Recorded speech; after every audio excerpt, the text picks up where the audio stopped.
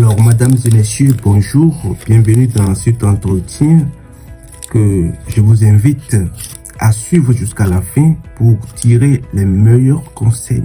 Je vous dis. Et dans cet entretien, nous allons analyser un phénomène précis.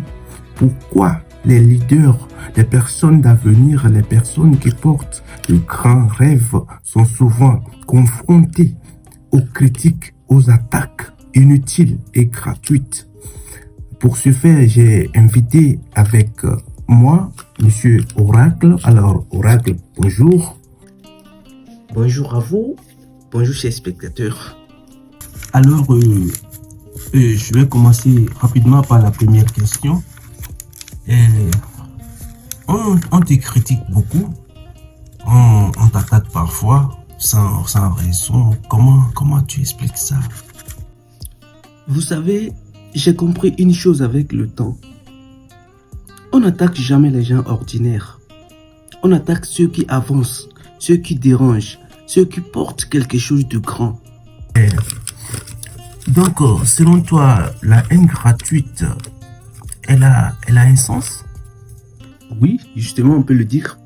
La haine gratuite est souvent un signe, pas une malédiction.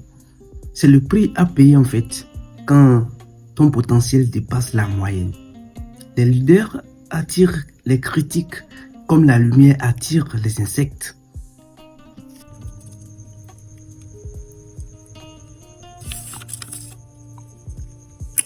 Comme la lumière attire les insectes, beaucoup disent que les attaques viennent parce qu'on fait mal les choses. Comment comprends-tu ça? Parfois oui, mais très souvent non. Regarde, Vinicius Junior, bien le joueur de Real Madrid là par exemple, il travaille, il progresse, il brille. Et pourtant, il subit des insultes, des injustices, des mépris, du racisme. Oui, selon vous, c'est pourquoi? C'est parce qu'il représente l'avenir, ou il a représenté l'avenir. On l'a vu venir en fait, et il fallait tout faire pour l'éteindre. Je suis tout à fait d'accord avec vous. Alors, tu veux donc dire que seuls les grands subissent ce genre de choses? Seules les personnes de grande destinée subissent ce genre de choses? Exactement, et c'est malheureux. Les gens de grande destinée sont incompris souvent. Les porteurs d'un grand avenir sont attaqués. Les leaders sont critiqués avant même d'être célébrés. Et c'est comme ça. Et voilà, et votre réponse a suscité en moi une question imprévue. Alors, dans ce sens, et ceux qui attaquent, ceux qui critiquent, représentent quoi, eux? Mais pour moi, d'abord pour vous répondre, c'est la frustration. C'est la frustration.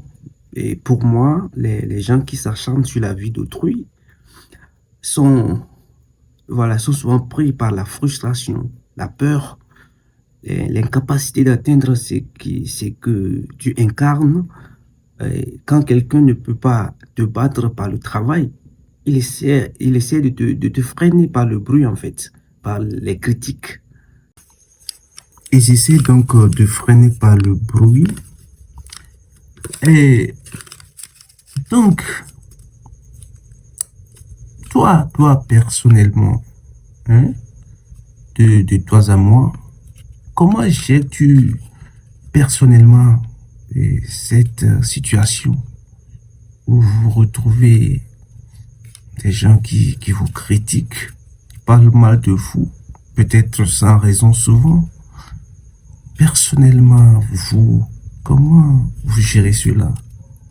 Et pour vous répondre clairement, d'abord, ça ne m'affecte pas. Ça me fait ni chaud ni froid. Du coup, je réponds pas par des mots. Je réponds souvent par des résultats. Voilà, je transforme la haine en carburant. Comme Vinicius.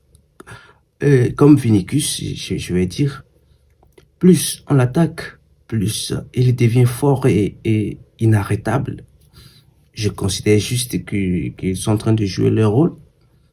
Je considère juste qu'ils sont, voilà, ils ont été mis sur mon chemin par Dieu, celui qui m'a créé, voilà. Dieu sachant que par eux, il me poussera, voilà, à atteindre mon potentiel. Voilà. C'est tout, hein. Moi, ça me permet, voilà, de me remettre en question. D'abord sur mes relations, le type de personnes qui sont autour de moi. Et je tire les leçons.